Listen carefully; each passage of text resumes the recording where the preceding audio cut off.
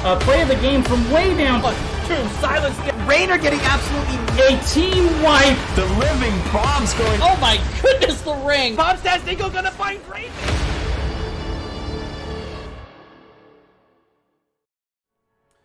What is up, and welcome back to twitch.tv/MURDARG. I see a few of you hanging out there already. Thanks for being here early and ready to go for tonight's matchup.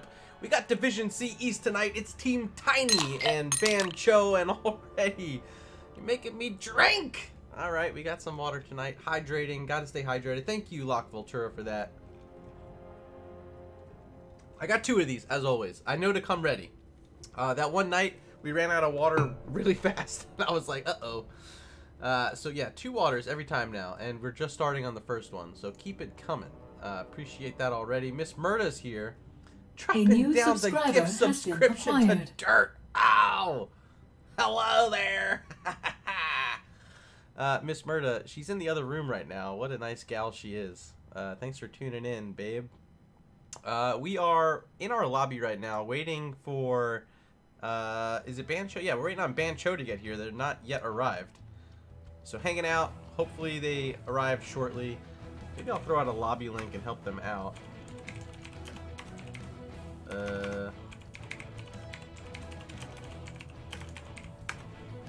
Oh, wrong. Wrong channel.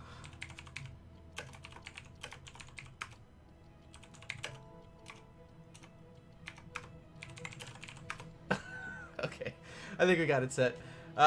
They should be here shortly, but in the meantime, might as well use this airspace to talk about our map bans that happened tonight. I was just in the chat with our captains. It was Ban Cho winning the toss, opting for first pick in game 1, so Team Tiny banned away Braxis Holdout and Sky Temple. Ban Cho took away D-Shire and Cursed Hollow. We do have a new follow coming in. Who's this one from? This is Ronald H. Hello, Ronald. Thanks for being here. Map number 1 as chosen by Team Tiny. It's going to be Volskaya Foundry.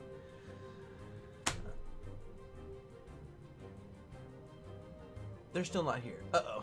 Okay, wait. Yep, we got one. We got one. All right, they're on their way now. Hello, Ban Cho. A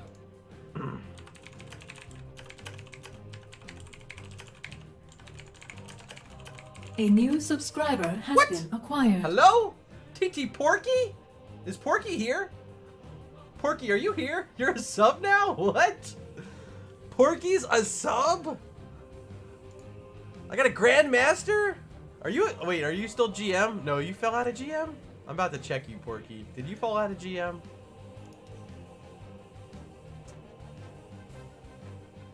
Porky, play Storm League, dude. What happened?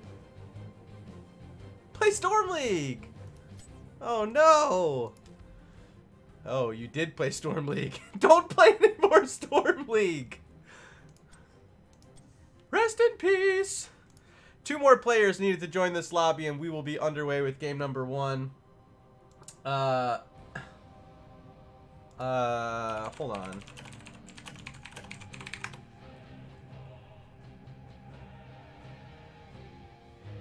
Okay, sorry, I had someone reaching out to me. I had to let them know to talk to me later. We go to Volskaya a lot. That's true. We do go to Volskaya a lot. And you missed one A after the K. Otherwise, you're very close on the spelling lock. It's one of those maps that these teams seem to like. I think partly because it's a newer map. And partly because the objective on the map is controllable by a human. Right? So you can hop inside the vehicle and punch things. I think teams like that as opposed to like Battlefield of Eternity where you have an immortal pushing down a lane. I mean, pretty similar to like what the effects do. Big giant boss thing, fighting, destroying structures. But when you can control it yourself, there's a lot more flexibility and a higher skill cap there where some of these players can really shine. 2 more players still not here, and this match was scheduled to start at 11 o'clock. Is everyone on the way? Question mark?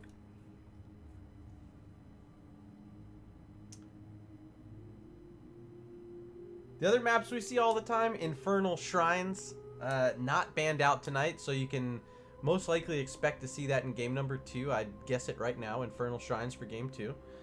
What else might they pick? What am I forgetting about? Maybe Battlefield of Eternity tonight, actually. It's not banned out either. And... There's a couple more, but, I mean, those are the only ones we ever see. Another hydrate request. This one coming in from Miss MURDA RG. She wants me to drink. Okay. Alright. Wait, I was supposed to fill up your water before casting. Did you get water? You should have some with me. Delicious. Oh, and I'm joined tonight by the Green Mist, as always. Don't be afraid to step out into the fog of war and take one for the team. A couple more hydrate redemptions. 3 up from block. I can't drink that much. Okay. This one's going to be done before game 1. I'm going to be peeing during the game.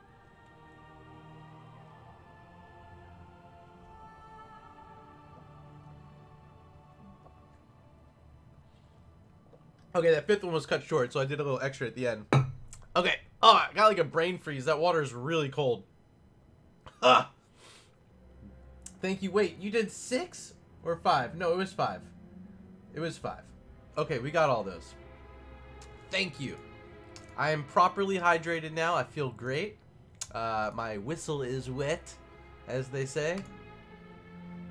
Bluestein version 2 joining the lobby means we only have one more person to whip. Porky! Goodness! Alright. He's like, I'm a sub. I'm just gonna make you drink water all day. Okay. 5 from Porky? Alright, 5 from Porky as well.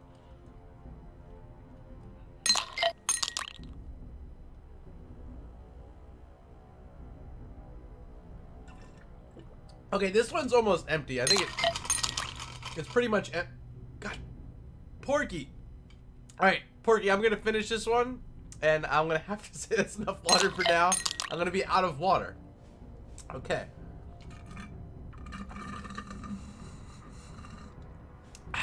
Alright. It's only ice, Porky. You can calm it now. You're going to use all your medallions. You don't want to spend them all in one spot. Trust me. There's a lot of cool stuff that's going to be added there in the future.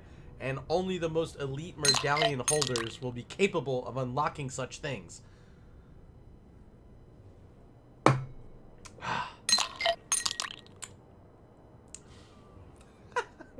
The ice drop is going to be going for a while.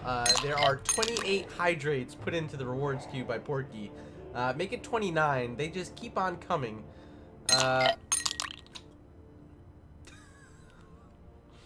Thank you, Porky. Alright, everyone's here, so I'm gonna let them know I'm ready to go. Hello? Oh, you're gonna fill up my water for me? Oh, that's love. Thank you. Miss MURDA just came in. She was watching, and she noticed we're out of water in the first cup already. 35 hydrate requests from Porky. Okay, I owe you some hydrates. We're gonna mark off the 5 for now. Thank you. Alright, we're good. I got 2 more waters. That was 32 ounces, okay? Everyone's ready? I think we're all ready. We're ready to go. At least you guys are having fun. It appears to me you're having fun, okay? Alright, here we go. Game number 1, Volskaya Foundry. Team Tiny versus Bancho, and this is Shade swap. Shade swap. Okay. Shade swap. We can do a shade swap.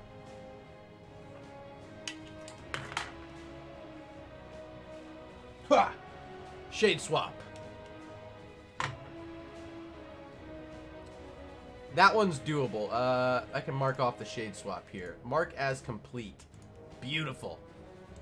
So what I was gonna say, Team Tiny versus Bancho, maybe the 2 shortest team names in combination we've had this season. You got 9 characters if you count the space for Team Tiny, and just 7 characters if you count the space in Bancho, for a total of 16 total characters.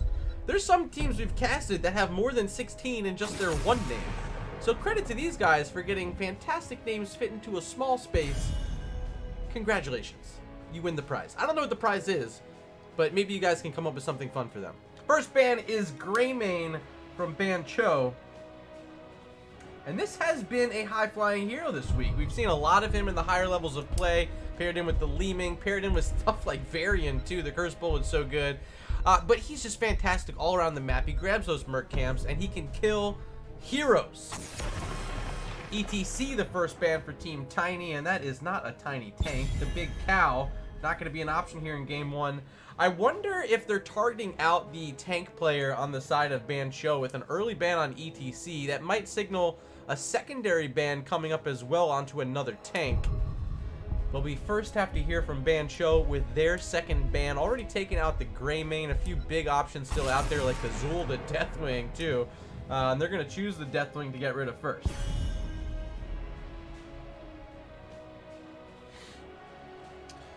So how does this new team to NGS respond to these bans? Have they done their homework? Really is the question. I had the opportunity to talk pre-game with the captain for Team Tiny, saying how they are making their first appearances this season in the Nexus Gaming Series, have participated in Heroes Lounge in the past. I think he was telling me they've made it to the playoffs this season there. As we do see a second ban onto a tank, this is the one I was thinking, Johanna. So welcome to NGS Team Tiny. Hopefully you guys are enjoying yourself, and if you're watching this cast back, hopefully you're enjoying my casting skills, if you want to call it that. Maybe I'm stretching a bit there with that. But it will be Zool, available after not receiving a ban, and an easy first pick for Ban Cho. Mr. Downchild with the captain's crown here in this draft for Team Tiny. Gonna have 5 more seconds to think about these first 2 picks. I think maybe want to grab their support now. They're all available, but they're going to go with Raynor and Arthas. Early pick on Arthas here. Has recently, I think, was on that last patch in the patch notes. Correct me if I'm wrong. And I've seen more Arthas getting played, but I can't tell you I've seen Arthas winning games. The other night, just last night actually, Arthas was played up against a Kerrigan on Infernal Shrines. It was definitely Kuka Lounge picking up the Arthas, and it just didn't end up getting the job done. It looked like a great pick in the spot, but it just wasn't enough. Rhaegar, Leeming still available, and they are picked up rather quickly. The Rhaegar are going to provide that cleanse, and Leeming all the burst damage in the book. A fantastic mage right now in this meta, although I do think the Mephisto is in a little bit better of a spot. A lot of players still prefer the Leeming just because of comfortability. It'll be Kinal on the hero here in game number 1 as another tank is banned out, and still no tank chosen for Ban Cho. So this deep choke onto them might start paying off, as you do already see the Arthas picked up for Team Tiny. If that's going to be their main tank, then they're already set and ready to go. They're not worried about having these 3 super awesome, amazing tanks banned out. Final ban of the game will be Kel'Thuzad Zod taken out by Ban Cho. Kel'Thuzad freaking Zod. Ooh, classic Arthas looks slick. I wish there was like beefy Arthas. This Arthas is Beefcake Arthas, but I want like the taller, like more imposing one from World of Warcraft. Deckard Cain selected, and Yrel. So they're gonna have a bit more lockdown now. They have the Scroll of Sealing. Yrel is gonna be able to bash heroes around as well with their big mace. But we don't quite see how they want to kill heroes yet. There's got to be one more assassin pick, of course, with that final selection. And it needs to be something big. I wonder if they're going to go with, like, a Zeratul could fit in here really well. Set up some heroes for some big damage. But they don't necessarily have a huge burst combo to go behind it. And this will leave open Varian for Skev. And Sylvanas somehow slips all the way through the bottom half of the draft. A hero who's outstanding right now in this meta. A value pick at number 5 for Ban Cho. Dropping those let's go emotes in chat. Appreciate it, Lock Voltura. 1 pick remains. It's for Canny, and it will be Hanzo. So it'll be double ranged heroes, the Raynor and the Hanzo here for Team Tiny, as we're getting ready for our first game of the night. As you guys know who visit me often here, I gotta go to chat and ask you what you're thinking about these teams, about these picks, about these players. Who? Oh God. my spacebar was being held down when I was typing that. Who will win game 1? Team Tiny or Bancho? The poll is open. Head on over to chat, up at the top, hit the drop down arrow, select the team you want to win, and hit submit. Time to change your hat, MURDA. And it's time to change my hat. I like this hat. This is the second time today you guys changed it on me.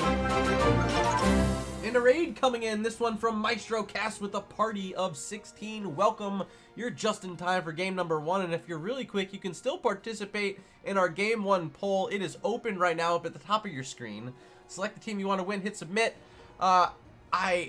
If I had to select, I honestly think this side of Bancho is looking pretty strong. They have the Rhaegar cleanse, and if they're able to get out of some of those grasps of Arthas, maybe even the stuns from the Dragon's Arrow of Hanzo, yeah, I think they could win this one. Zul's going to be doing a lot of work. They have a lot of bursts from the Leeming, and if any good taunts come out from Skev, ooh, lights out. I think this comp's going to have a lot of resets if they play it right.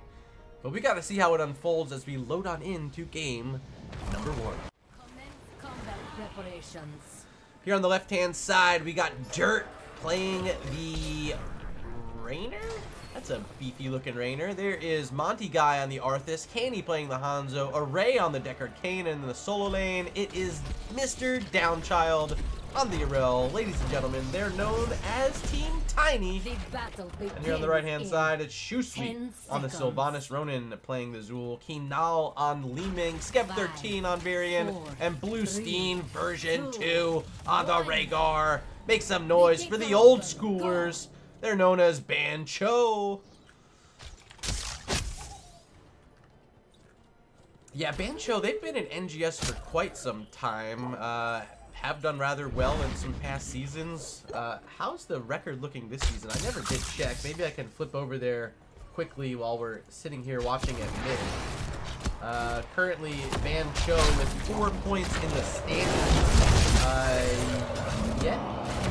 Oh, they're 4-2. Actually, no, not too bad. They've only played 2 matches. So 4 points after 2 games is pretty good. It's only 10th place. But with this being their 3rd match of the season, they have opportunity tonight to get some points.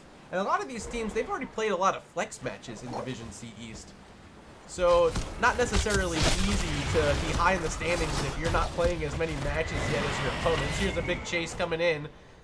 Looked like Shusui maybe was going to take that Haunting Wave to get some extra damage out, but no sense. Arthas is sturdy. He's strong. Bottom lane, all by himself. Pushing in a big wave. I don't think anyone's going to get this XP. Yarel's going to try, but Skeletal Prison should slow her down, and it will. There were no kills up in the top lane. I was trying to keep an eye on my mini-map to see if anyone was going to fall up there, but still no deaths, still no kills, as we are crossing into level 3 shortly. Both teams starting to work on their fortification camps, trying to keep both of them on your screen right now for you. And maybe even keep a peek on mid lane and see Monty Guy getting that Skeletal Prison there from Zul. It's going to be Bancho grabbing it just about a 1/10 of a second before Team Tiny. Both teams holding on to a turret now, which means they might be ready to fight over the support camp at any time. That's my favorite part of the game here on Volskaya. Who's going to take the support camp first? Because usually that means that team's going to win the objective. 9 out of 10 times, if you're holding item advantage, as long as you don't completely throw the fight, I mean, it should go your way. Level 4 is here, and we do see the taunt selection for Varian. That's the important one at level 4. And Rhaegar now opting for the healing totem. On the opposite side, it's going to be explosive arrows for Hanzo to pair in with the simple geometry at level 1. And it's the Ruby for Deckard Cain. It's going to mean a lot more diving for Team Tiny, which is not necessarily what I would have been thinking, because, you know, you got Rainer, you got Hanzo. They're not trying to dive necessarily, but perhaps the Ruby just to give Arthas a bit more sustainability playing this front line by himself. Bottom lane, Zul versus Yrel. That's a lot of minions right in the face of Mr. Downchild. You have to be careful, but Yrel is able to hop, and we'll be able to destroy most of those as Zul's going to make the rotation up to mid. Here's the fight in the top lane. A lot of heroes and a lot of mercs coming from both sides here, but Bluestein and Keenal working on clearing them out, doing just fine. The Sentinel camp, it's been pulled. Team Tiny's looking to get it down, and I'd imagine the rotation is going to come right now. Here comes Li Ming. Let's check out Rhaegar as well. Varian waiting on the point. Can't find taunt yet. There's one of the turrets dropped by Team Tiny. Decker came low. Magic missile's not going to hit from Kina, looking for another orb. Still not getting the kill as that turret's still shooting. Not dead yet, but the resets for Li Ming are coming out. The first two of the game belong to Bancho, and they get the biotic emitter. And look at that. Blue Steam didn't even have to drop his turret. Well done by Bancho. Should have turrets spawning soon. Yep, 20 seconds on each side until the next set of fortification camps are active. So keep an eye out for Bancho to move on that when they see that timer reach 0. For now, though, it's going to be Varian on the point. Urel trying to slow it down, but he's not going to be able to convert it without getting Varian to move on off. And won't be able to do that as our camps are now spawned. Who's going to make the move first? There's the healing totem drop by Rhaegar, going to be quickly destroyed. Now it's Monty Guy taking the skeletal prison, going to bash on forward. But Ronin's here, and he's playing the dual per strikes build. So anytime he can get in these areas and hit multiple heroes with his W, it's going to get a lot of resets and a lot of damage. There's a cleanse coming out onto Varian. Urel now leaping in where Skeb's in a lot of trouble. Biotic emitter on the ground as well with the turret. Skeb now trying to back up, and so much sustain coming out from Decker Kane, but the chompy chomp from Rhaegar going to help finish off that kill and get a reset there for Li Ming. Varian now back from the well, trying to re-engage along with the team. 99% in overtime situation as Urel, doing her best to stay on the point, will get chased off. First objective of the game, going over to Bancho.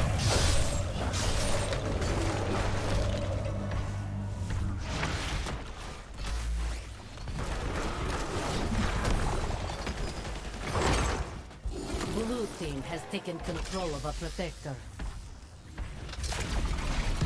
Lock Voltura, was that a Kaiser Chiefs reference? Honestly, I'm going to be totally honest. I don't know who sings that song. If it's them, then yes, it was. Yeah, I couldn't have told you the name of the man who sings that, but yeah, that's what I was going for. Arthas almost taking that laser and maybe would have fallen there. He was like an inch away from having his circle within the laser beam's grasp, but not quite. Monty Guy's still alive and now back to the 50% health, getting plenty of supporting from Decker Kane. Look at all those ruby mini potions forward where Monty Guy walks in and now is at 100% health. That's what they're going to be looking to do with that talent, and Array trying to flex with it early here.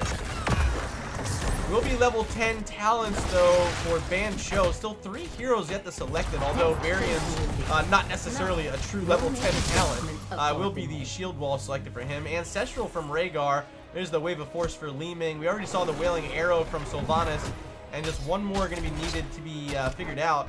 Still haven't seen what Ronin wants to do with the Zool, whether it's the Poison Nova or the Skeletal Mages. We've seen the Skeletal Mages. Okay. Half a level away from level 10. Sonic Arrow will scout out this fortification camp invade, but can't get in there and do anything about that. Too quick, too strong, and still no level 10s picked up for Team Tiny. They had to play it safe there, made the right decision, but ultimately gave up one of their turrets and might be giving up a support camp as well. Here goes Bancho making the smart veteran move while they still have this level 10 advantage to pick up their second biotic emitter of the game. Zool also working on another camp. This is the fortification camp on the side of Bancho. Varian's just going to stand nearby, making sure Zool's fine. Also going to find a bit of XP in this bottom lane as they're working on their level 13 talent tier.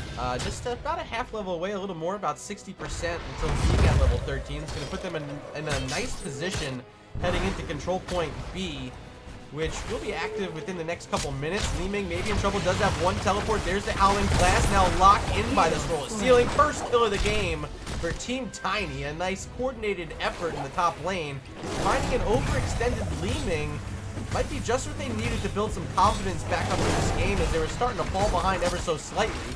Now looking to pressure in at mid, we do see the heroic selections. It won't be Sindragoso, it's Army of the Dead for Arthas.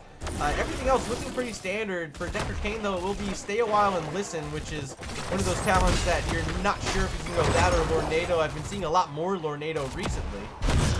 And I suppose Raynor as well.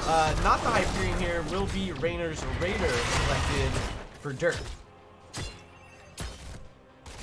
John Knight asking in chat, wait, Bancho didn't go Bloodlust? Ooh. Yeah, apparently not. I thought maybe this was a Bloodlust comp. They have the Zool, which benefits a bit from it, getting the auto attacks to get increased with first strike build as the Stay Along and Listen hits 3 targets. There's a great Ancestral from Rhaegar. Still holding that biotic emitter. Might want to think about using it here, but they will start to disengage, dropping a few turrets. This is a lot of damage. There's the emitter as well. They want to stay in this fight. Work on getting this Arthas, and they will. Now resets for Kinal, looking to throw it at Decker Kane. Ends up killing off Dirt. There goes Raynor. But finally, Yarel deciding to pull the trigger on her Arthas Defender to stay alive. She makes it out alive. But 2 kills in the fight, a double kill for Bancho as control point B will be active in just 5 seconds. Terminal activated. Take control of it. Skev gonna hold on to the control point for now all by himself, just as he did during control point A. Sylvanas able to walk in with the black arrows and a huge minion wave. You see how much damage those minions can actually do. When stacked up and not taking any shots from the fort, oh yeah, those things can be strong. Zool was back at base, making the long trot back on the Gazelle. It's gonna take a minute. As level 13s are here now for Team Tiny. A big burst onto Hanzo. Such a squishy hero the Hanzo can be, and you can see just how effective Kinal can be now at level 13, picking up the glass cannon to pair in with this magic missiles build. You have to be careful if you are Hanzo. You cannot allow yourself to get hit by some of these shots because you will get 100 to 0 late in this game. Here's the skeletal mage to drop first as Arthas is going to walk in. We get an NA Hanzo AERO, and that might mean the death of Arthas. There he goes. Now a reset for Leeming yet again. Can she find number 2? Yes, she can. This time she finds it. Yarel's down as well. Decker Kane trying to escape as Raynor barely avoids an explosion himself. Decker's going to be slowed, and yes, this will be. Drop them in chat. It's a mega kill for Bancho, 5-0 in the fight. And if you have those mega kill emotes, this is the time to drop them. Bancho on fire right now, 10-1 in the game, have their second protector, and are about to push down this top lane keep on the side of Team Tiny very early. We're just 10 minutes and 42 seconds in. This Triglav very healthy, 82%, still 50 seconds left on the timer. Really nothing going to be able to stop it from here. First peak of the game will be down at the 11-minute mark. Ronin coming up in support to keep Arthas off their backs. Good job from Zool keeping the rest of the team safe. As the mid lane in a lot of trouble as well. Minions were here shooting at it. Triglav to try to finish it off and will get the job done. Now the disengage has to come out, still 20 seconds until the Triglav expires. They're gonna make it back, and now a power glove shove onto Arthas sends him even farther away.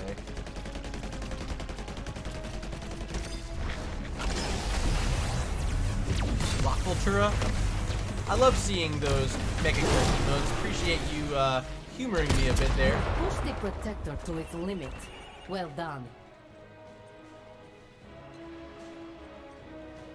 Monty guy gonna hold the vent and sees a few heroes walking past, but they don't have level 16 counts. Will be risky, but pops Army of the Dead anyway. Another miss on Dragon's Arrow, but they do find a lock-in onto the Barry, and now Wailing Arrow gonna shut them down on the backside. A lot more damage coming from Leeming, paired in with the taunt. Now an Ancestral onto the low-health variant means another double kill for Bancho. They are on fire right now. They don't get that turret. Did they? Maybe they did. Did Yarel get it? Oh, they got the turret, baby. I didn't even see. Excuse me. And Zool in the bottom lane is going to get so many skeletons onto this fort. They don't even need the black arrows that time, as Rhaegar's going to pressure in a big deep slow onto Hanzo, trying to keep him from jumping over the wall, but it wasn't quite enough. No one followed up with them, and I think maybe if they did, they find that kill. That was a very nice play by the Rhaegar that will otherwise go unnoticed in the match. Now in trouble with Shusui getting the cleanse. Sylvanas able to back up, but they want to listen, and they keep Zool there a bit longer. They make it out. Still no 16s for Team Tiny, as Kinal going to teleport out of that Howling Blast. And somehow avoids that Scatter Arrow. I don't know how. Mobile has a bit of lag. Oh no, I'm sorry. Well, if it is If it's caused by the stream, sorry. If it's caused by your internet connection, I guess I'm sorry for that too. Either way, hopefully you can hear me. That's the important part. Third biotic emitter of the game, or is this the fourth? I think it's the third. I think it's the third. I'm not great at counting. I can count to 2, but once I get to 3, it gets a little confusing. We do have all the outer forts down on the side of Team Tiny. Still just 2 keeps are standing. And Bancho, still all of their structures alive, has them in a fantastic position to win Control Point C as well. There's just no fountains available. There is one at mid, and I'd like to see maybe Bancho try to get that down to just choke out any further chance of them having a support structure anywhere on the map. But it will be tough. 20 talents are here. Glory to the Alliance. Banners are going to be a lot more juicy for Varian. And there is Talrasha's Elements for Li Ming. This is the one I was expecting to see paired in with the Glass Cannon to make her a menace in all these fights, as she's already been. Kinal looking fantastic thus far on the Li Ming. Let's actually take a peek at the kills. Currently it is 6 kills, 1 death for the Li Ming. Only death so far, actually, as they're working down their second keep of the game. Black arrows from Sylvanas can help secure it. And here comes the disengage and back on up to Control Point C. Skeletal Mage's upgrade, so every 5th Spectral Scythe that hits an enemy will spawn a Frost Mage. And those Frost Mages, their slows increased by 20%. Gonna be good. Gonna help the Li Ming hit some of those magic missiles on slower targets.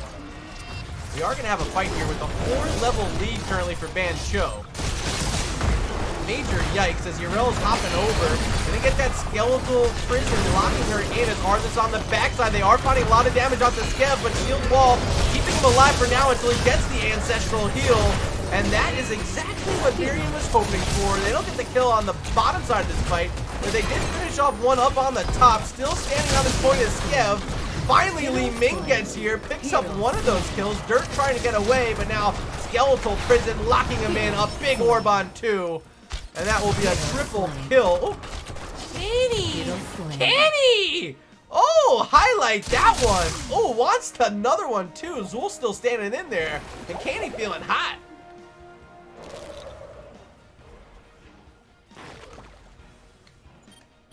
Highlight play by Hanzo, maybe saving the day there, but they do have to clear out this top lane. 3 catapults approaching. Luckily for them, Hanzo with these explosive arrows is very potent with the wave clear. But they still need to wait on a few heroes to respawn. Do they make the move in up against the Zool? I think he can win this fight, as long as Hanzo doesn't get locked in. Should be just fine. Plenty of healing from Deckard Cain should help him out. Ronin's going to try to back away, smartly so, on the Gazelle once again.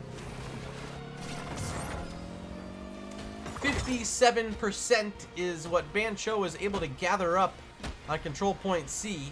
Top lane is Urel looking for level 20s. There's a big minion wave here, but Mr. Downchild gonna leave it in the lane and make the move on down to this control point. Needing to win this Triglav Protector and knowing that if they give it up to Bancho, it's likely the end of the game. 2 keeps already down. They're gonna take the fight here without their level 20 talents. As Varian starting to move in, Skev going to get eyes on the opposing team. Sonic Arrow going to reveal Bancho, however. They're going to make the move in from the top side. Sylvanas still not quite here, waiting on Shusui to return.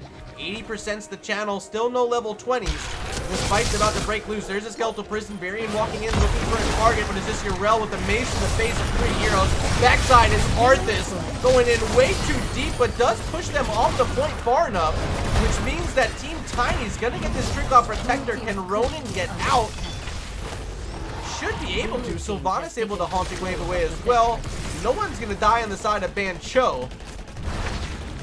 And they're just going to have to play defense against this Triglav Protector. Deckard Cain inside along with Raynor. Here comes the attack, and it's quickly being destroyed. Already sent down to 50% health, and even further, 40 now 30. Oh my god. Just running scared as this Triglav. And that's rather unfortunate if you're a fan of Team Tiny, hoping to see a big comeback.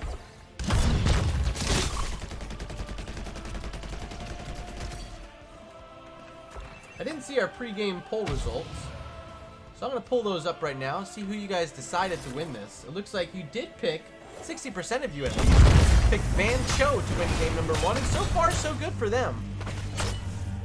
So congrats if you picked them, but the game is not over. Anything can happen because now level 20 is on both sides. Means that Team Tiny can start thinking about fighting and thinking about winning fights. 27 seconds and 22% health remain on this Protector, but I don't see them getting too much more value from here. By the time they get up to the wall, this thing's going to be expiring. And we're still looking at clearing out waves with it, keeping the top lane secured, keeping these heroes at bay as well.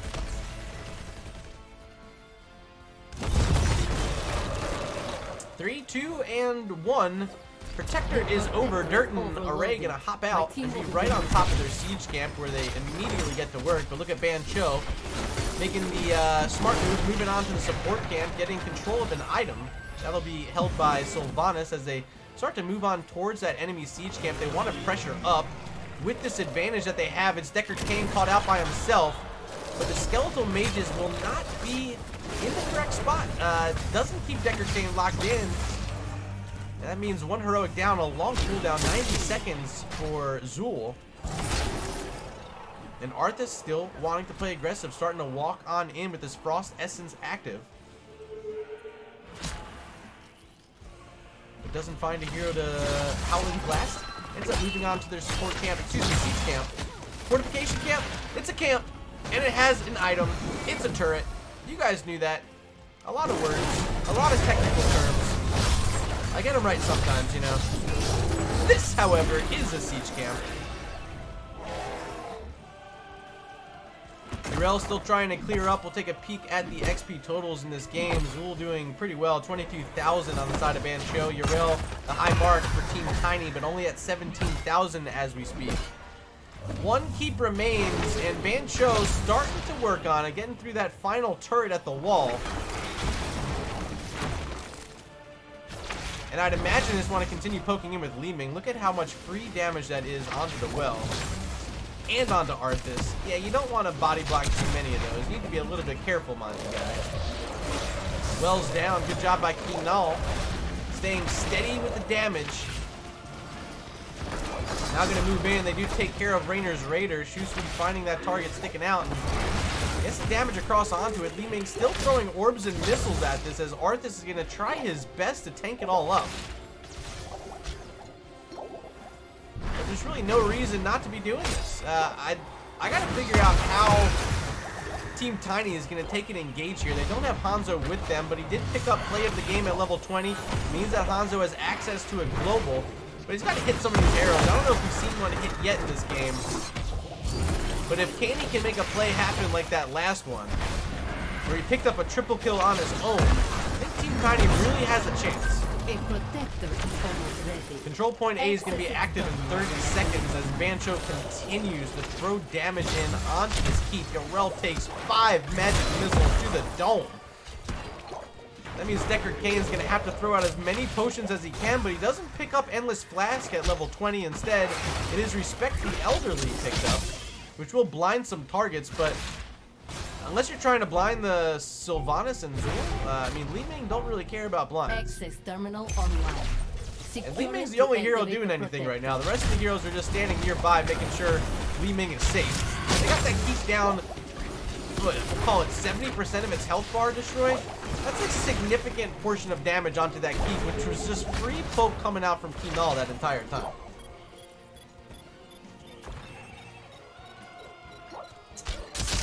Yeah, we have Nara in chat showing up saying, kind of hard to force the fight they need with an Arthas. Yeah, I mean, they don't have any sort of speed buff to get him in quicker.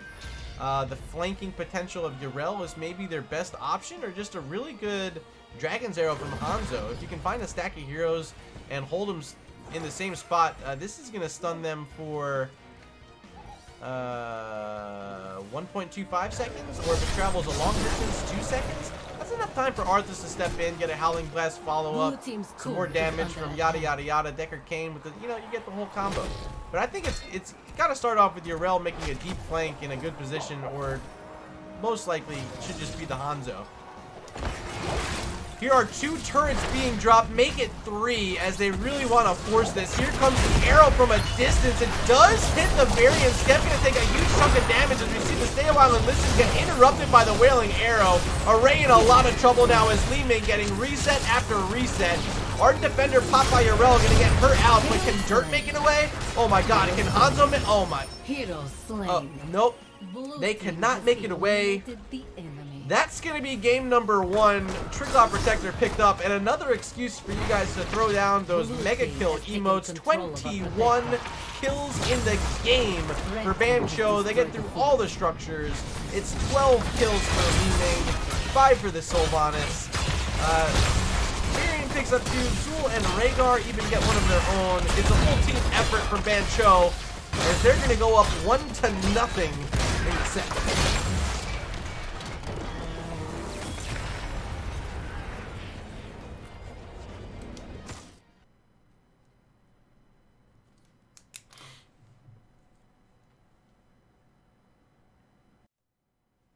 And we're going to take a quick look at the match summary brought to you by Nexus Gaming Series and my good friend, Baby Yoda. Thanks for joining me, Yoda. You're looking so cute today. Hit the follow button. I didn't know you could talk, Baby Yoda. What a game. Bancho on fire there. 21 kills, all led up by Kinal and Li Ming. The way they utilized Li Ming there at the end of the game to poke down that keep, although they didn't end up needing it at all, just showed that they really had a game plan focused around Kinal picking this hero and being a focal point of their offensive attack. Here's the talent screen. Yeah, glass cannon, that's a lot of confidence. You even pick up the mirror ball to go with the Seeker and the Force Armor. This was fun. Tal Rash's elements to kind of bundle it all together nicely. Well done. Kinal walking away as our game number 1 MVP. We're going to be taking a short break. We do have a quick word from our sponsor, but of course, I have to spend this moment to thank you guys for showing up in support of me, supporting these teams, and supporting the Nexus Gaming Series. Thanks for showing up. If you're not already following, please hit that follow button. Help us grow this channel up. We are looking at our next follower goal of 1,250 of you. We're currently sitting slightly over 1,100, so a long way to go on that goal, but I'm sure we can make it by the end of the season if we push hard enough, fam. So thanks for being here tonight. We'll be back in just a couple minutes with game number 2.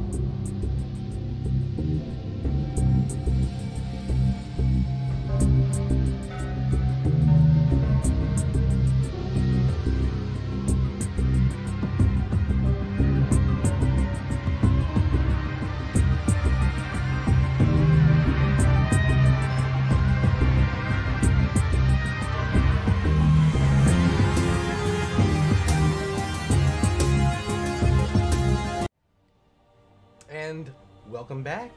We're getting ready for game number 2. But I think I owe Porky some hydrates first. So I'm going to do my best, okay? Porky, I hope you're still there. If Porky's not there, someone can graciously clip this for him, and maybe he'll have a laugh later. I don't know. We have like 30 of these to go.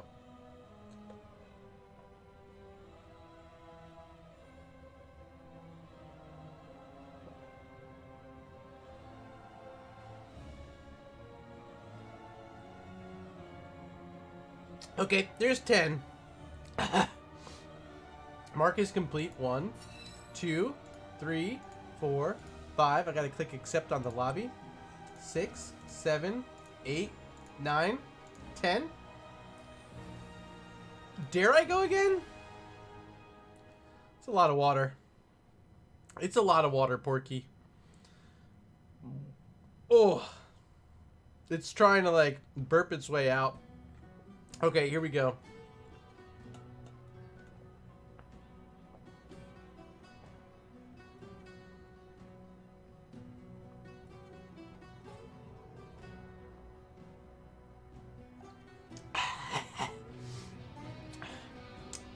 Okay, there's another 10.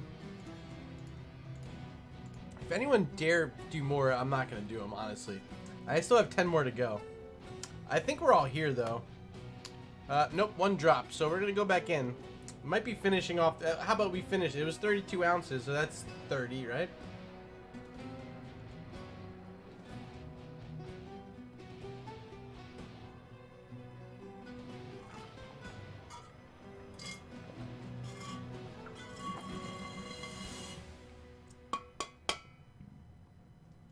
It's empty. Not even ice left. It all melted. Okay. Porky, I did it. Porky, I did it. I don't think that was a good idea. I feel like I have a pool of water in my stomach right now. Still waiting on one to show up. Appears as though... Where's my book? I'm on the wrong page here. Hello? There we go.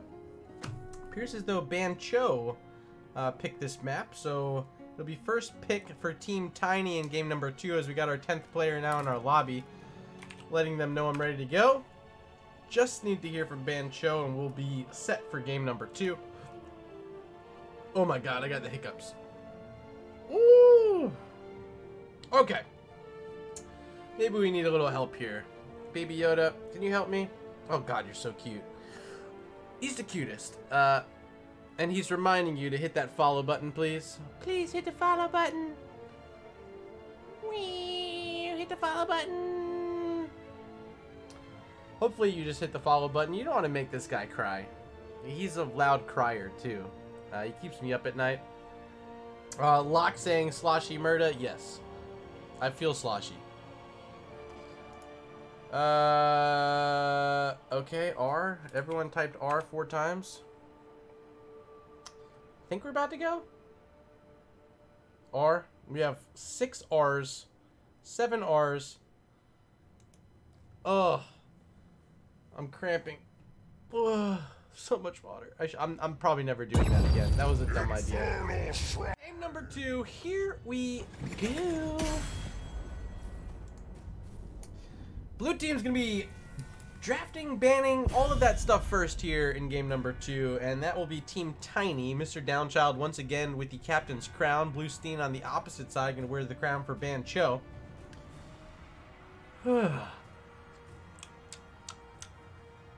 So much water.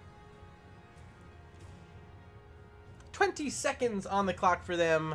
They did ban out ETC, Johanna, and Garrosh in game 1. We're trying to focus away the tanks, but still had to deal with a Varian picked up by Skev13, and the Varian definitely got the job done. A few taunts, locked in a few targets, found a few kills, and definitely cost them a few forts. First ban will be the Zool this time. Hey, hey, Baby Yoda got us one. We fished in a Softbird. Thanks for hanging with us. Hopefully you're a Mandalorian fan. If not, maybe you don't even know who Baby Yoda is. Or if you are a Mandalorian fan, maybe you still don't know who Baby Yoda is, because he's technically called the child. But, come on. It's Baby Yoda, right? What if it's not Baby Yoda? What if it's like a different Yoda species? Right? What if? Second ban tonight on Deathwing from Ban Cho. Not wanting to play against the big dragon tonight. Don't blame them one bit. Second ban Team Tiny on the clock. Will they continue banning out ETC or Johanna? Yes, they will. ETC is the option taken away.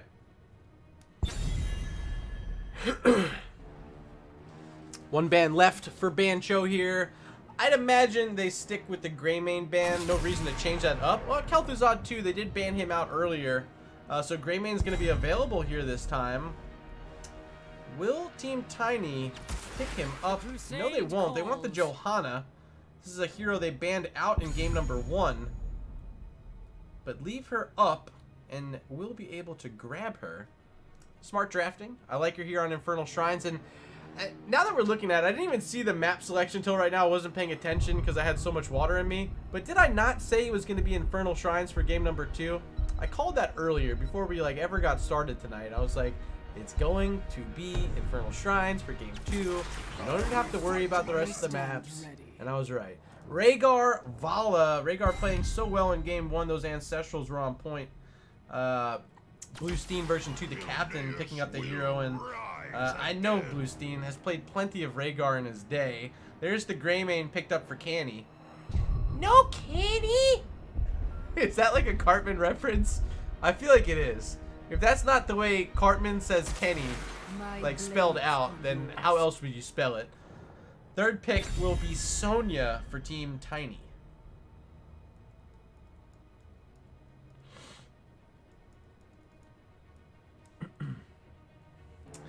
Baby Yoda is like 50. Guess what?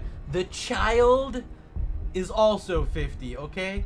So, whatever we want to call it, right? Baby or child, the age 50 is definitely an interesting factor in the scenario there. Final bans, Deckard Cain from Ban Cho. Played pretty well in game 1 by Array. One ban remains. Will this be the Garrosh again? I think it will be. I think it will be Garrosh. No! Okay, they're going to leave the Garrosh open and ban away that game 1 variant that they've already had to deal with tonight.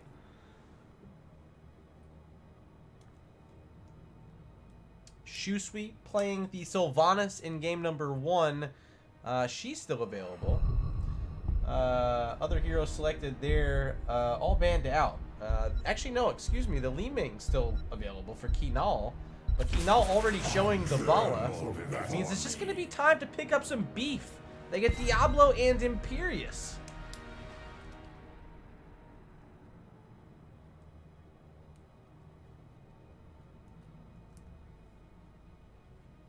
So which way will they go for support? I wouldn't hate seeing the Anduin here. Getting that Leap of Faith might be something they want. Yeah, perfect pick for Array.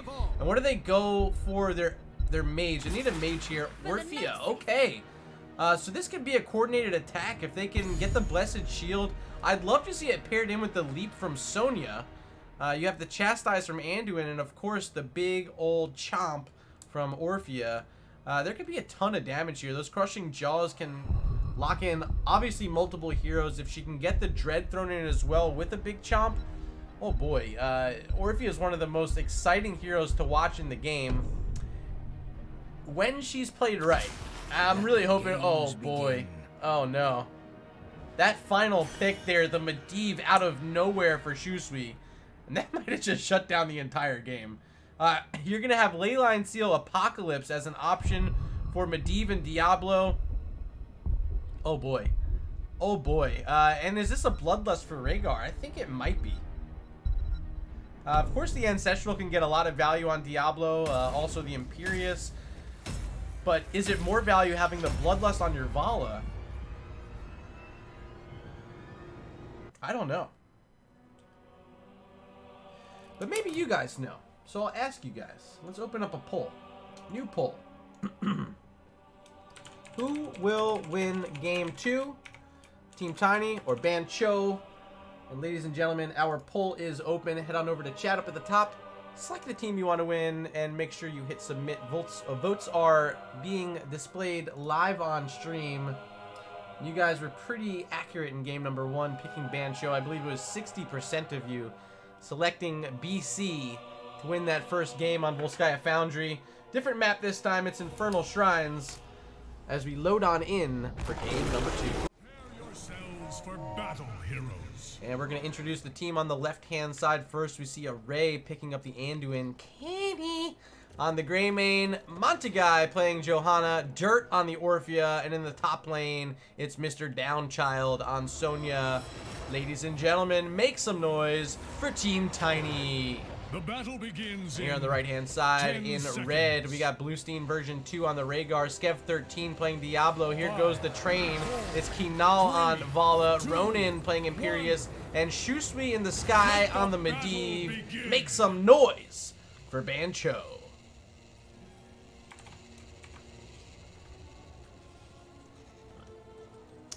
This will be Portal Mastery selected at level 1 for Medivh. Of course, one of the most important things about his kit is completing the Arcane Rift base quest. Going to be important for Medivh, of course, but maybe not the end of the world if he doesn't finish it. You can find some 3 stacks usually here at mid, and already the first few going to pick up 4 stacks. Perfectly done by Shusui there, as the rotations are going to start up from Team Tiny. Moving on down to the bottom lane, it's a solo lane matchup between Sonya and Imperius. We'll show you that in just a moment as we see how these wave clears are going to stack up between these two teams. Of course, Medivh going to give extra rotational speed with the help of those portals.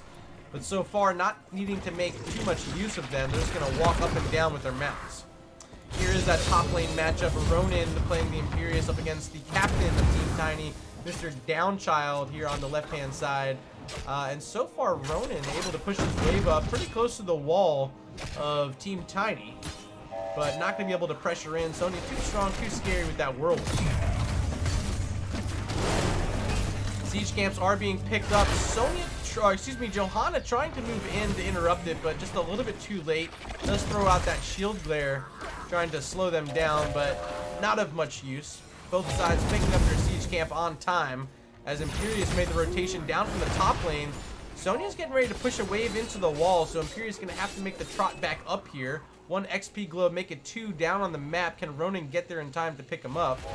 No, he's going to miss one of them.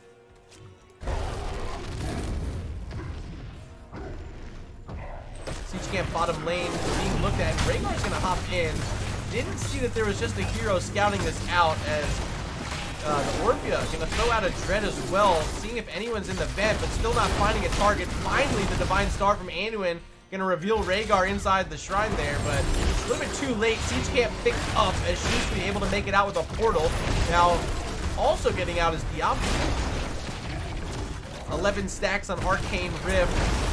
Medivh already off to a good start, just 2 minutes and 28 seconds in on Infernal Shrines. We do have our first shrine being called out. We'll be spawning at the 3-minute mark.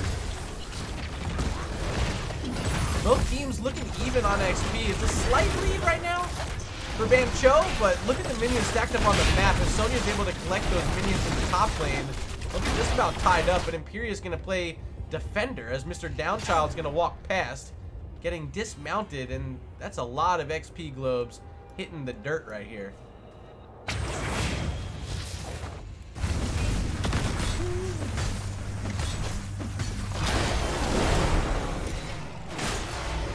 Shrines active, just the Imperius currently in the top lane, but not yet starting up the shrine. Will be a bruiser camp grab from Team Tiny. There goes Greymane and Sonya now working their way up to this top lane. Skev, he's hanging out in the lane, but still only at 53 stacks on the Black Soulstone. So they're going to have to be careful here, looking to pick up a few more minions before maybe taking a fight. And of course, at level 1, having that Devil's Spear is going to mean a lot of extra healing. What a great stun there on Johanna, but a quick Iron Skin going to keep her safe as the attack's coming in from outside of the shrine. 8-5 currently, Team Tiny in the lead. but level 7 is going to be here just slightly sooner for Ban Cho if they play it right. They're going to move in the shrine, though, trying to work on getting some of these skeletal defenders for themselves. Medivh's going to have to be careful, drops a portal. There's now Rhaegar having to back up as well, spearing in his Sonya, trying to whirlwind on a few targets now. As the portal disappears, Imperius might be left for dead, but able to walk on back. A little bit of help from Rhaegar with that lightning shield. 21 to 15 as Team Tiny's in the lead. Level 7 finally ticking in for Ban Cho. Will they select these talents and take the fight? So far, haven't picked the talents. Finally seeing a couple of them coming out. Will be the cleanse from Rhaegar. And might need to use it here as heroes are trying to desperately escape. There is that cleanse on the Vala. Kinal able to scoot out. That was too close for comfort as Ban Cho is going to end up losing their first objective of the night. Team Tiny looking very strong so far here in game number 2.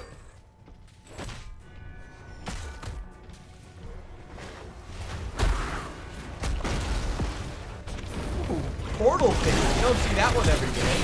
But Diablo able to get that Punisher over the wall. Now going to work on getting some damage from the safe side. Wall is down, one of the towers as well. Working on number 2 is the Punisher, but it likely won't fall. Oh, never mind. Those minions are way too strong. Wall down, 2 towers down. A pretty successful first objective for Team Tiny.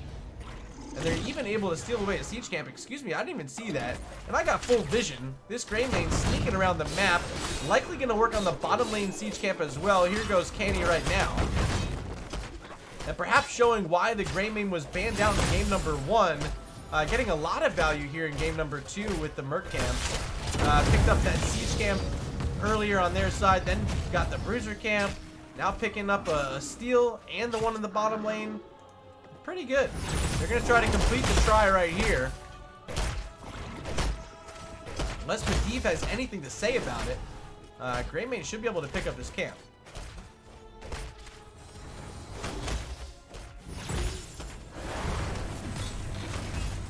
Lock Voltura in chat saying they lost the worst Punisher, it's okay. Yeah, Arcane Punisher, it's not necessarily the strongest one. It's an early game Punisher too, which typically doesn't equate to too much. If you can get through a port with the first Punisher, it's like God. Finding the wall, pretty good. You're happy if you get the wall there with that first one. They got it, so credits got to go out to Team Tiny for doing what they needed to do there with that objective.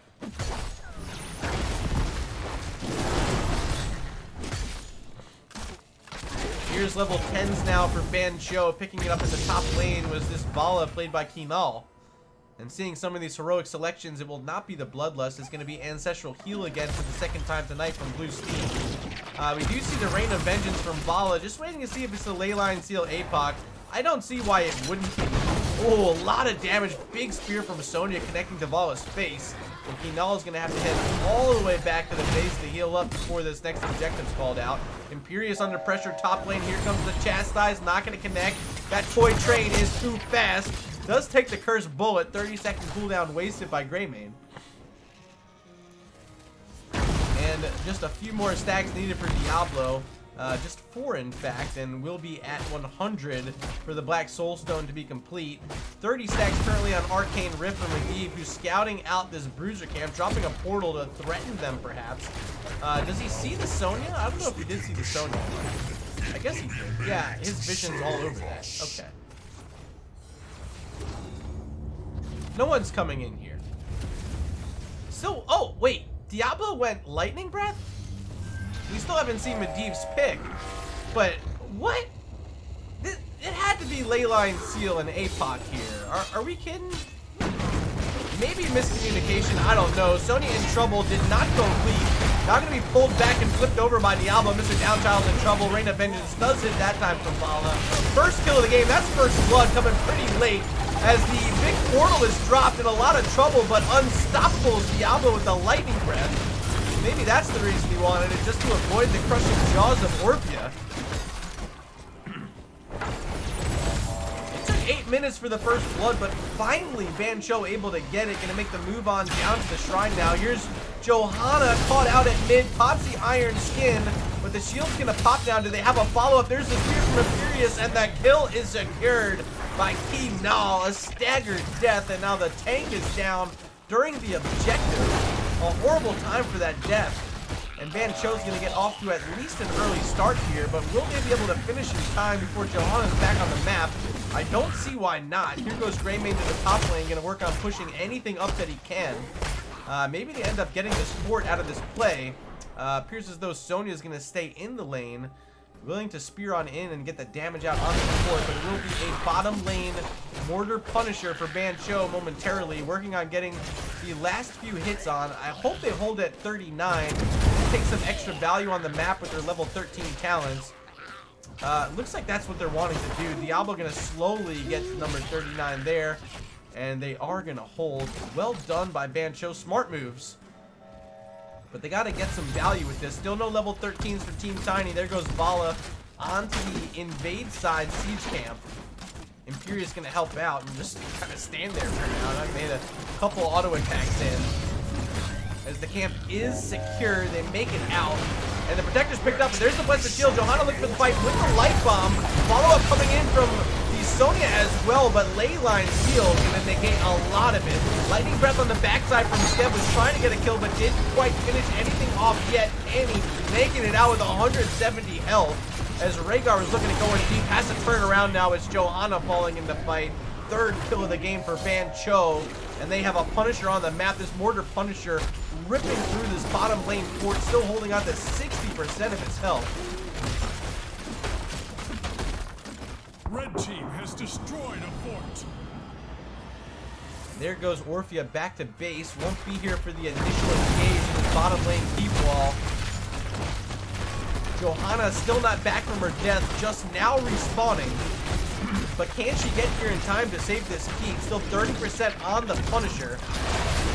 As it leaps on in, there's the Iron Skin from Johanna. Can try to bait it over to mid. A lot of minions on the fort as well, but giving it up and backing out. There goes Ban Cho, willing to fight another day with their 1-level lead. They're up 3-0 in kills. And should be able to rotate around this map, finding a lot more XP, which means 16's right around the corner. It's similar to game 1 now. They had a lead at this point. It was a little bit bigger of a lead then, but getting to 16 first, so important as they're now trying to keep Imperius alive. There's a big Blessed Shield, but a great cleanse from Blue Steen. Can Rhaegar get out? Does pick up the shield from Medivh. Great force of will from Shusui. That means everyone's getting out of this one. Diablo tried taking the portal, but couldn't get through. Remember, is completed on the Black Soulstone, so doesn't necessarily want to die right now. Would love to hold on to those during a more important part of the game. And will be able to stay alive for now as they're still seeking level 16, half a level away now. Minions here at mid as the bottom lane pushing up onto the keep. There was a catapult locked in onto it. It sent it down to about 60% health.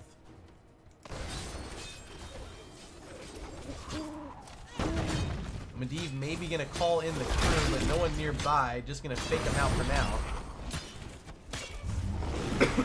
Top lane pressure is coming. Bruiser camps on both sides. But 16 talents are here for Ban Cho, and this is the part of the game where if you're Team Tiny, you got to be careful. It's going to be the temporal flux from the D. That's going to definitely help out the leyline seal stuff happen.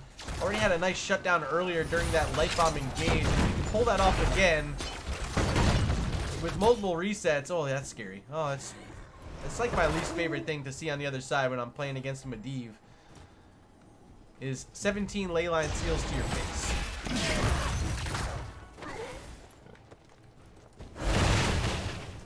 Our game 2 poll is complete, and you guys have swapped the vote. Now 60% going over to Team Tiny. They're off to a much better start here in game 2 than they did in game number 1, but still needing to find their first kill of the map. It's hard dealing against the Medivh and the burst damage they have with the Orphea being their really main source of getting kills. Greymane, of course, he's kind of bursty as well, but has a bit more sustain in the kit. Here comes a fight over this siege camp. There's the light bomb. No cleanses used yet on the Diablo as the ancestral heal. Yeah, very low now, trapped in the crushing jaws.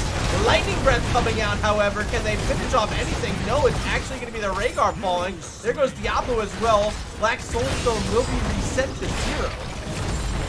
Arcane Rift was completed, but ultimately, what a fight by Team Tiny. They were just short of level 16 and ended up winning the fight anyway. 25 seconds till the healer's back for Bancho means it's going to be an early start for Team Tiny in the shrine. Here goes Montagai, starting it up along with Anduin. Now joining will be Orphea and Greymane, and they're going to need a full team effort to get this down. But of course, they still have these 5 seconds with Rhaegar being dead that they can get off to a huge start. And maybe having that lead is all they're going to end up needing. They did pick up the first Punisher earlier, but didn't get through any of the structures. So finding some forts, maybe that's what they're going to need to feel confident to start taking fights. They still have some standing. Oh my god! A coordinated attack landing on Medivh. Double kill picked up on a recently spawned Rhaegar. And right back to the death timer. The captain of Bancho going to have to sit out another 45 plus seconds. And this will be a frozen Punisher mid lane for Team Tiny. Bottom lane is a siege camp and a catapult pushing. Imperius going to go back to base as Greymane going to be the one sent to clear out the bottom lane. Let's watch the action at mid as the frozen Punisher was already baited over the wall. Here goes those frozen orbs locking down the shots to the fort. And another leap now landing Diablo. 4 stacks on Black Soulstone. That's going to hurt a lot, Skev. Going to need to find some more minion kills. And hopefully for his sake, stack up before too long. Because late game Diablo without souls is not a lot of fun to have to play. And maybe a lot of fun to play against. That was the first fort of the game of the match. Taken away by Team Tiny. I don't think they were able to get one in game 1. Correct me if I'm mistaken. But I don't recall them taking down any forts on Volskaya Foundry. They still find themselves ever so slightly down in XP as Bancho's going to make the move to the top lane fort. Here goes Imperius, going to pop some armor of his own, but taking a few shots from the structure. Going to send him quickly down to negative 40% armor, and he's going to have to back it out. Here comes the Blessed Shield engage again. No Light Bomb this time. He's using the Crushing Jaws. Doesn't lock in any targets. The Light Bomb only hitting Diablo. There's a Force of Will to keep Skev alive as the turnaround starting to happen. Angelic Armament is popped by Imperius. Does get the kill. Can they get 2? Yes, they can. Sonya gonna fall. Johanna gonna fall. Another spear gonna connect. Still trying to run away as Greymane. Can Kinal turn and focus down the canny? No, he can't. But will take a shot from the fort. Good save from Shusu with the Force of Will, keeping Mala safe during that engage. Ultimately, though, just a double kill for Bancho. Wanted more, but didn't quite get it. They'll take the Bruiser Camp as a consolation prize. But this one will not be pushing onto this fort. I think it walks right past, right? Let's see where it goes. Yeah, it walks right past onto the keep, but doesn't matter. Fort down anyway. Level 20 is just around the corner for Bancho. And they have a lot of pressure mounting. A couple camps still available as well. Do they want to invade this enemy siege camp? Looks like Vala might be heading that direction, but a big minion wave at mid gonna need to be secured first, which will give them level 20.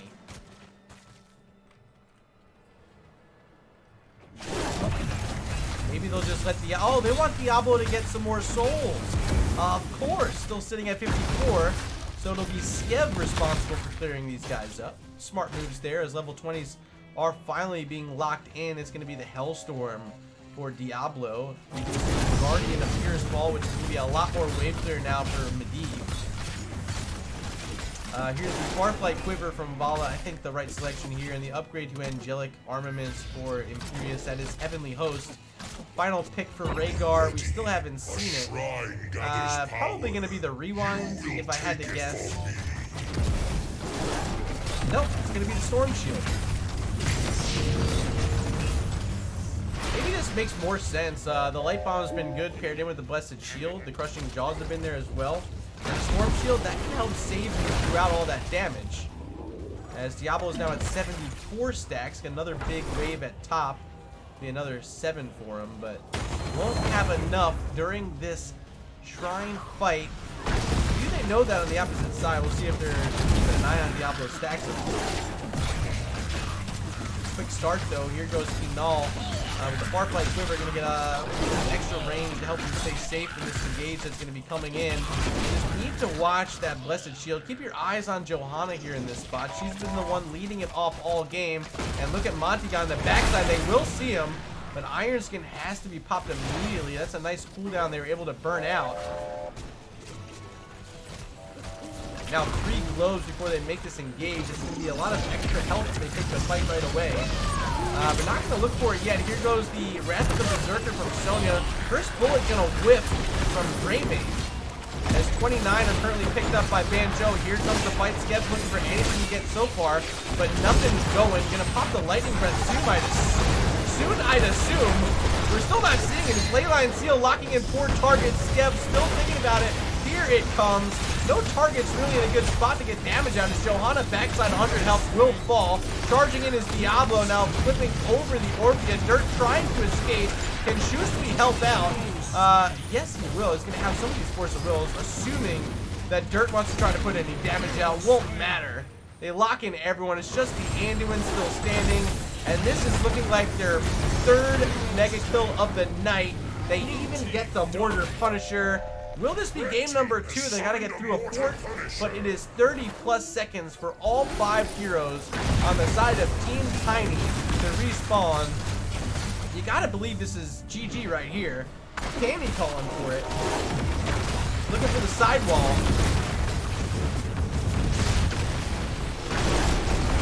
The Punisher not focusing the keep yet. Will there be enough time? There might be enough for Greymane and Johanna to get back on the map. They're going to have the Blessed Shield. 10 seconds is all that they have to wait. But the keep is down, and here comes Bancho charging in and Diablo. Those frozen circles you see from the Frozen Punisher all going to be utilized here by the core. 50% now as the Storm Shield popped by Rhaegar. Blessed Shield does come out, but that will be enough damage put forth by the Punisher.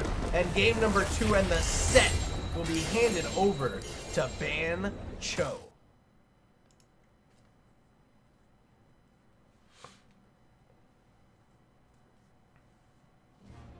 And we're going to take one last peek at one last match summary of the night. Well done once again by Kinal. 6-0 this time on the Vala. Wow. Definitely our MVP of the night. Looks so good on Li Ming in game number 1. And here in game number 2, able to do so much with the Vala as well. An outstanding player, an outstanding performance, and deserves your commendations in chat. So say congrats to Kinal for being our MVP this evening. I do see Canny hanging out in chat right now. Thanks for being here, man.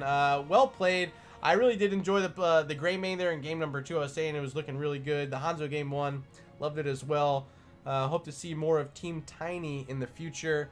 Let's take a look at this talent screen before we move on to our interview. I'll see if I can reach out to Bluestein. Perhaps they want to hop in and chat with us for a bit. So hang tight with me. As I flip around the Discord server here and send a quick message out to Bluestein.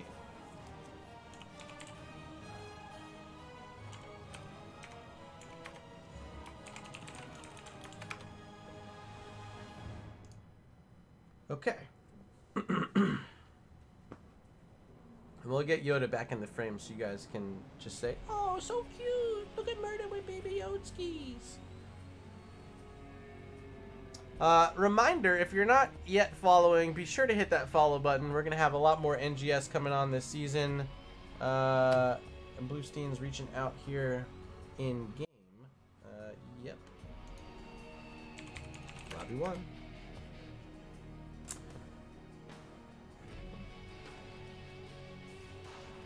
Yeah, we have a lot more NGS games coming this season, so make sure you're following. We are currently sitting at 11:08. And we have a long way to go to reach this next follower goal. Now joining me, the captain from Bancho. Welcome to twitch.tv/MURDARG, Bluestein. How you doing tonight? Oh, good. A lot better now. Yeah, of course, going into the match, anyone in any matchup going to be a little bit nervous, but you guys look pretty confident tonight. You got a lot of picks early in game number 1. You guys pretty much dominated Volskaya Foundry. and you look pretty solid on Infernal Shrines as well. Tell me how the team's feeling, though, in terms of that confidence level. Are you guys feeling like you're in the end of the season form, or are you guys still feeling a little bit of rust heading into Season 9? I think we're actually in a pretty good place right now. Fortunately, we went obviously pretty deep in the Div D playoffs, so that kind of extends you. And then we were able to play the RG that invitational tournament, so that kind of kept us fresh in between. So that was like a nice little link in between seasons, and it's kept us in form. Usually I feel like we were kind of a slow starting team, but this season's definitely been off on the right foot, and I think we can attribute that to just that steady amount of competitive play, and that's kind of helped us out. By the way, thank you so much for being a participant in the Regen Invitational 3. It was a pleasure to host you there. It was a lot of fun watching Band Show. But here in Season 9, you guys are off to a good start. You entered tonight already having 4 points in the standings, and you're going to add in another 3 after this domination. I know that the landscape of the standings are a bit confusing with some of these teams already playing like 6 matches and you only had 2 on the books. But how are you feeling looking at the standings? Are there teams out there that you're like, hey, they're actually pretty good and maybe something we need to worry about down the line? Yeah, it's one of those divisions where any team who makes the playoffs, I think there's really no easy matchup, like 1 to 8 all the way to 4 to 5. Like, it's going to be tough regardless. So as important as seeding is, just trying to really just hit our stride as best we can and just play as well as we possibly can, because regardless of who you face in the playoffs, I think in this division it's going to be tough. So we're just getting our feet wet and getting a feel for all the teams in our division. We know it's a tough one, so that's really the mindset that we have looking to the rest of the year. Quickly in chat, your teammate Shusui popping in, looking for a shout out for the entire team of Band Show. So here it is from me to you, Band Show. Well done tonight. You guys looked impressive. But Bluestein, we have Volskaya Foundry tonight, Infernal Shrines tonight, and you guys actually picked the Infernal Shrines map. Is this a map you guys are wanting to play often? Because I'm going to be honest, and I'm going to be a little frank, I'm getting tired of seeing Infernal Shrines. I'm casting it every single night, and it seems as though NGS teams don't want to give it up. They only want to play on Infernal Shrines. Is that the case or not? I can't speak for anyone else. For us, I would say I think it's a comfort, but at the same time, I think we're in a place where we can really play most maps and we're not too concerned. It was just we felt like with our comp and where their playstyle stood and who we were looking to target in bans and things like that, that Infernal just made sense. Obviously, yeah, it is played a ton, and we like to kind of pride ourselves in some of the niche picks that we play. Like, we like Braxis. I know TOD is always like a fun map to cast, so we try and spread it out. It just so happened that strategically, I think Infernal made sense today, and that's why we went with it. Yeah, you talked a bit about some of those like curveballs you were looking to throw out and some of those like niche picks you guys bring out with the final selection. We have a question in chat from one of your opponents tonight. How far ahead of time were you planning on going with that Medivh? Was it premeditated, or did it just kind of fall in your laps late when you thought it just kind of made the most sense in that spot? It wasn't in my head from the start. Generally in our draft, we kind of we have ideas, but we let the individuals like dictate, and we kind of do it as a collaborative effort more than anything. And Shusui kind of highlighted Medivh fairly early in the draft and just kind of indicated how they were pretty flank heavy and dive heavy, especially kind of in the way that Arthas played in that first map. They kind of caught us on the flank a few times, so we thought Medivh is just a perfect hero to stop that, to counteract not only the dive but the flank as well.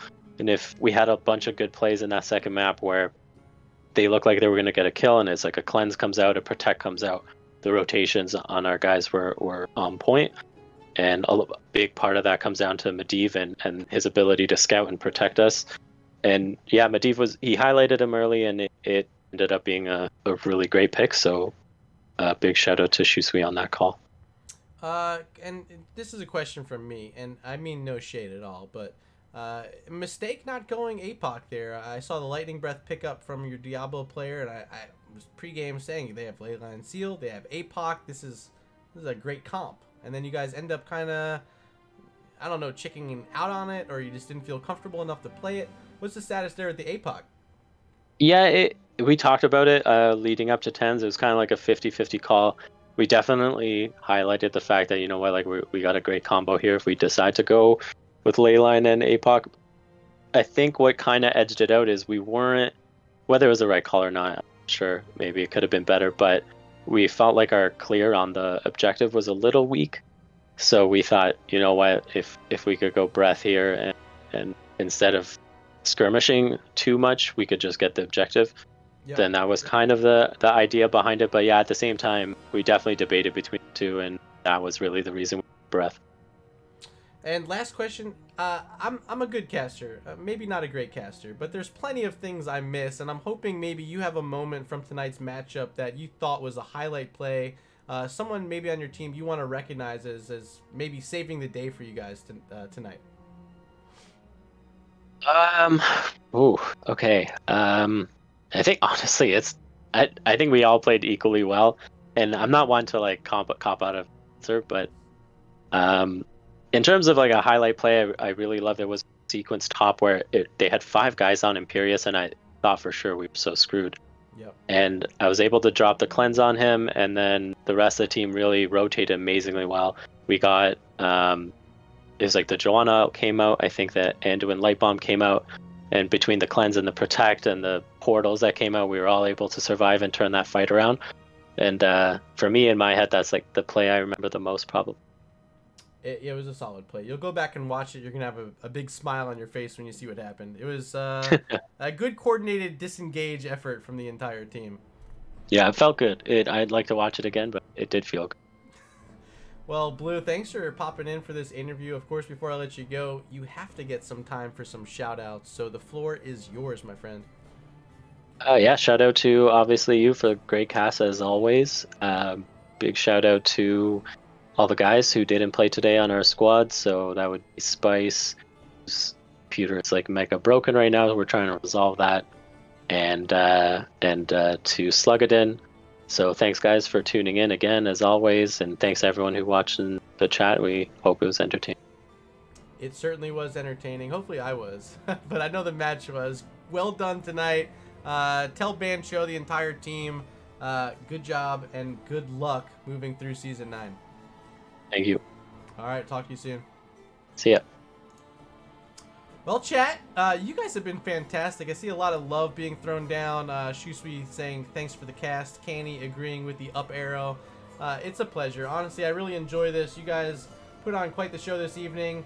I know we didn't end up in the game number 3, but we had some really solid fights. Some great sportsmanship and a lot of love here in the Nexus Gaming Series, as always. So my hat off to you guys for a job well done, well executed this evening on the competitive Heroes of the Storm matches, keeping the love going, keeping the scene alive. Hope to see you guys back soon. I don't have any matches currently scheduled, but, you know, we're casting as many as we can. I'm taking a look at the calendar, speaking with my fiance with you know, what makes the most sense for how much I'm casting here, hanging out with you guys. I've been having a lot of fun. I know she misses me a lot, so I'm trying to incorporate a few nights, a few days where I'm actually taking a step back from being live on Twitch 24/7 practically.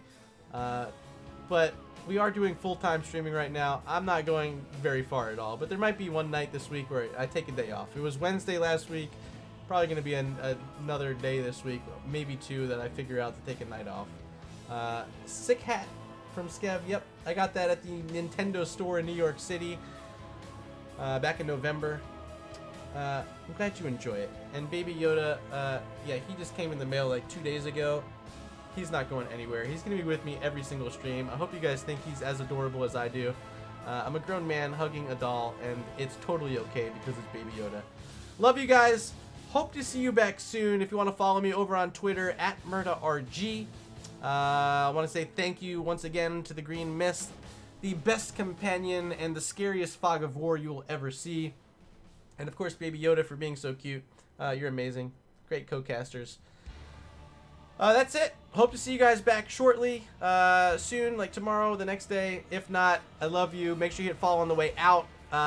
And until next time, I will see you in the Nexus. Bye-bye.